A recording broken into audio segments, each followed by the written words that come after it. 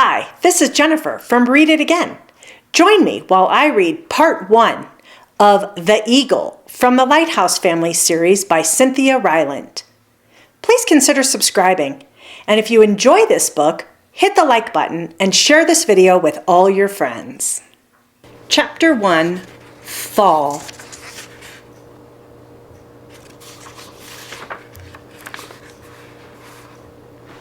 On a cliff far above the blue waters of the ocean, there stood a solitary lighthouse, and in this lighthouse lived a family. There were Pandora the cat, Siebold the dog, and Whistler, Lila, and Tiny, 3 mouse children. This family had not always been together. They were once scattered far and wide, and none had ever guessed they would find one another one day. For many years, Pandora had lived all alone at the lighthouse, bearing her loneliness so she might save others by keeping the light burning. Siebold had been a sailor, steering his little boat adventure across the waters of the world, and the 3 children, Whistler, Lila, and Tiny, had lived within the walls of an orphanage until the night they escaped to the sea. But one day, Siebold washed ashore in a storm, and Pandora found him. Then Pandora and Siebold, in turn, found the children, lost and adrift in the ocean. Thus these wanderers came together, made a home, and thereafter they were the Lighthouse family. Now it was fall. The children and Pandora and Siebold had enjoyed a lovely summer. Through the long days, the children had collected rose petals and lavender, and now Pandora was kept busy each morning in the kitchen, making rose petal and lavender jellies for the winter table. Outside on these crisp blue days, Siebold, with Tiny tucked snug in the roll of his wool cap, tended the fall garden. He planted onions, covered the beans, harvested the carrots and potatoes for cold storage, and sowed peas. Tiny watched his every move, full of delight. Tiny was very attached to Siebold. And on these splendid mornings, Whistler and Lila, the oldest children, explored the rocky shore. At low tide, they climbed over the slippery stones, careful not to step on the barnacles or disturb the small crabs living in the crevices. If one of them disturbed a sea squirt who was hiding, the mice got a surprise shower. Sometimes a bald eagle left his nest at the top of a fir tree in the woods beyond the shore and soared grandly above the children. Whistler and Lila arched back their heads and watched him glide.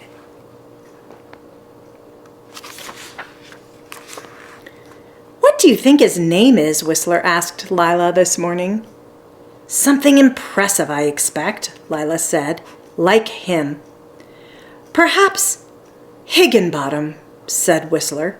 "Higginbottom?" asked Lila. "What sort of name is that?" "I saw it in a book once," said Whistler. "It seems an important name." Lila watched as the eagle flew farther and farther, disappearing into the clouds. "Maybe so," she said. "Maybe that's Higginbottom." Whistler looked toward the thick, tall trees from which the eagle had flown. He sighed. "I wish Pandora would allow us to explore the woods," he said. "She's afraid we might become lost," said Lila, picking up a sea lettuce to take home. Whistler and Lila looked silently across the shore toward the dark forest. "I suppose we might get lost," said Whistler. "Yes," said Lila, "we might." They stood gazing at the deep green woods. Both wanted very much to go there.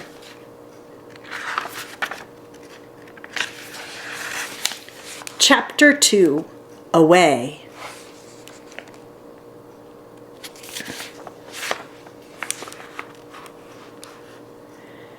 With the fall, lighthouse keeping had again become serious work for Pandora and Siebold.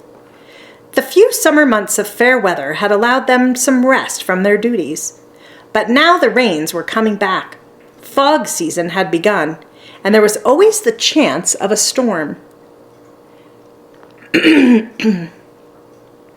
Thus, Siebold rose up from his bed several times during the night to check the light and make sure the flame still burned and the glass remained clear.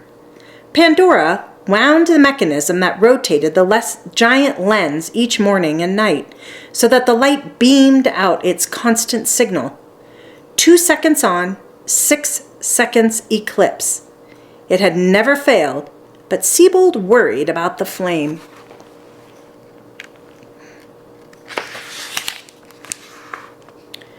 So he tended the lamp through the night.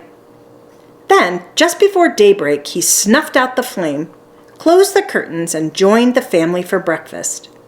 Mornings were chilly enough now for a fire, and the deep warmth of the kitchen stove made everyone happy.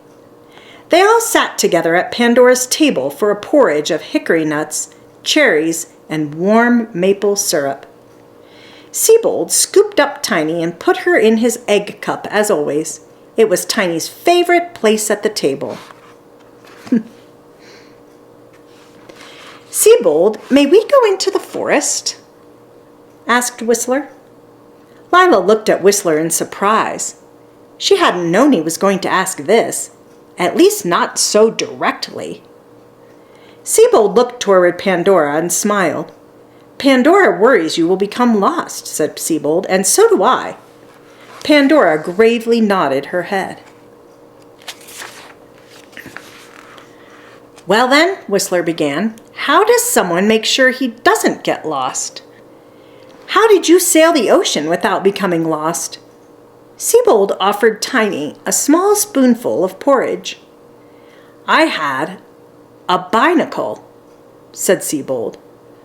What's a binacle? Asked Lila. A binacle points a sailor in the right direction, said Siebold. On water, one uses a binacle. On land, one uses a compass. Whistler looked at Lila. Lila looked at Pandora. Pandora, may we learn to use a compass? Asked Lila. And that was how the children found a way to the forest.